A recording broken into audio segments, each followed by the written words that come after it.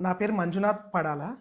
ప్రస్తుతం నేను ఐసీఐసీఐ బ్యాంక్‌లో రిలేషన్‌షిప్ మేనేజర్‌గా పనిచేస్తున్నాను. ఇప్పుడు నేను ఇలా ఉన్నానంటే దానికి కారణం నాకు బ్యాక్ బోను పడాల చారిటబుల్ ట్రస్ట్.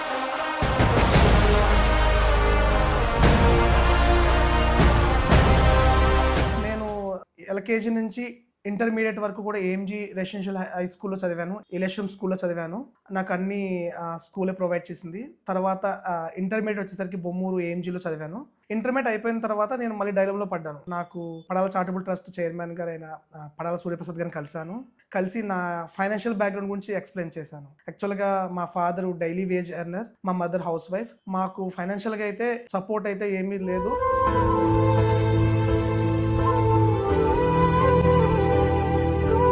ఆ టైంలో సూర్యప్రసాద్ గారిని కలవడం జరిగింది.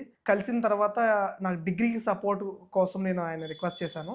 సార్ నాకు మెహర్ మధు గారి ద్వారా నాకు డిగ్రీ 3 ఇయర్స్ నాకు సపోర్ట్ చేశారు. డిగ్రీ అయిపోయిన తర్వాత కూడా నాకు ఐసెట్ ప్రిపరేషన్ కోసం, కోచింగ్ కోసం కూడా నాకు మెహర్ మధు గారి ద్వారా నాకు సపోర్ట్ చేశారు. 876 ర్యాంక్ వచ్చింది ఐసెట్.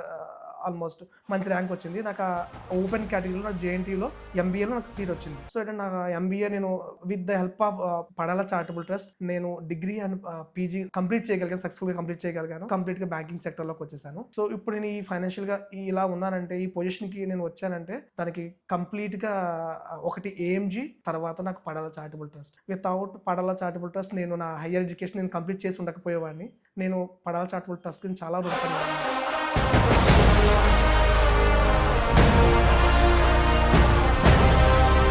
నమస్తే అండి. నా పేరు మధుసూదన్ రావు, మెహర్ మధు అంటారు నన్ను.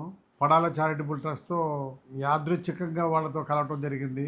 లక్కీగా ఈ అబ్బాయిని నన్ను కాంటాక్ట్ చేయించడం, ఈ అబ్బాయి చదివించే అవకాశం కలిగించడం. తను కూడా ఆలోచన ఏంటంటే నేను కూడా ఉపయోగపడతాను సొసైటీకి, నీడీ పీపుల్కి నేను ఉపయోగపడతానన్న సంకల్పంతో ఉన్నాడు. We must appreciate the boy. Thank you for it.